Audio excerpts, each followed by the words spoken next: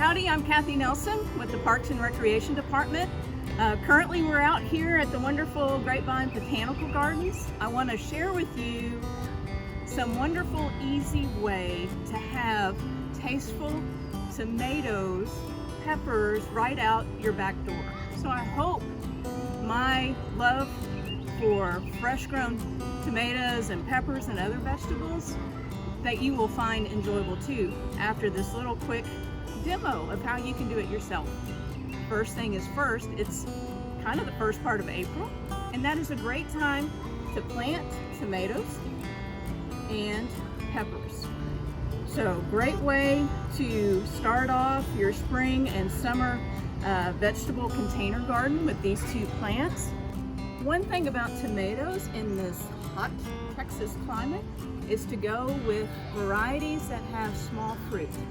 The ones that have bigger fruit will tend to crack and not produce as well when those temperatures rise above 90 degrees. Once you select your plants, your vegetables, you're going to want to make sure you choose a container that is large enough for the vegetable. So tomatoes, they'll need about 12 inches of soil. What we have here is just your regular kind of garden variety pot. It's plastic. It's a 7-gallon pot, but it's about 12 inches in diameter. So if you have something like that already, that's a ceramic pot that you have maybe at your house or a neighbor has it, go ahead and use that.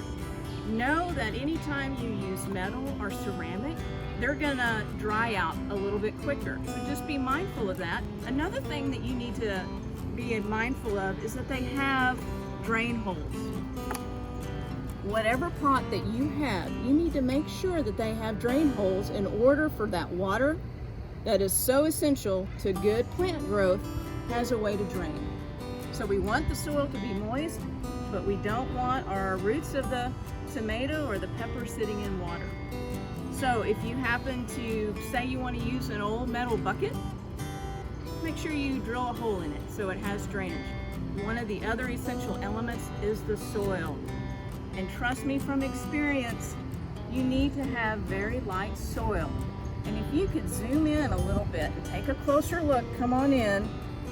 This soil is so light, it has a lot of peat moss in it, and you'll see this little vermiculite in here to kind of give it some more air, allow it to become,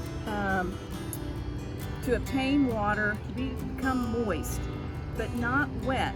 You also see some organic matter depending on the type of soil that you get. What you kind of want to look for in your packaging is something that says potting soil. Do not get topsoil. That ends up being too heavy. And the topsoil really has too much soil and not enough organic matter. So sometimes you'll find some potting soil that already has fertilizer in it. And that brings us to our next item to keep in mind is fertilizing your vegetable plants. So if you buy, let's say, Miracle Grow potting soil already has a slow release fertilizer in there, you're not going to have to add water soluble fertilizer as much to your vegetables. So that is something to keep in mind. Look at the type of soil that you have and find out what's in it. So when we go to plant, and again, this is a tomato plant, we're only going to plant one per container because this is about the amount of square feet that it needs. And so what we'll do is we'll just squeeze that container because we want to try and keep those roots together. I put my hand through the stalks so I can hold the soil. I turn it upside down, squeeze it, it comes out. You kind of look at the roots there. They all look pretty healthy. They're not too root bound. I just kind of spread it out a little bit.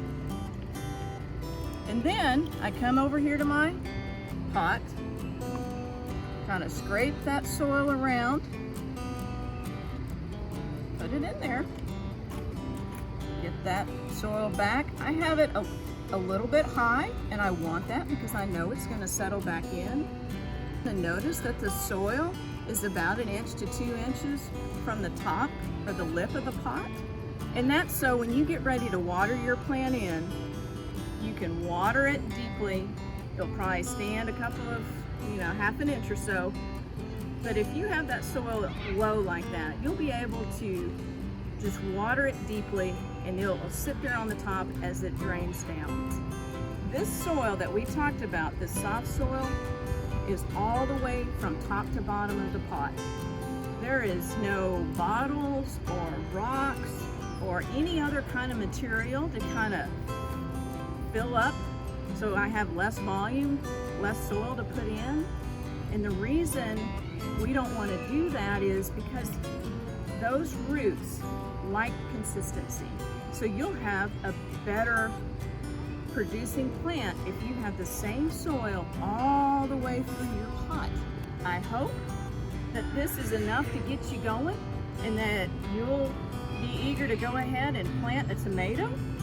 You can do the same with your pepper plant, and once you're finished and your plant starts to grow and gets bigger, you might want to add a cage to it because this gets about 3 feet tall, and you may end up having to tie some of these stalks onto it just so it can support the fruit. And then you'll just fertilize with water-soluble fertilizer. Go ahead and follow the instructions on the fertilizer that you have. You're going to probably want to do it about fertilize every 7 days or so. But depending on what kind of fertilizer you have, double check with those instructions. I wish you happy gardening. Thank you.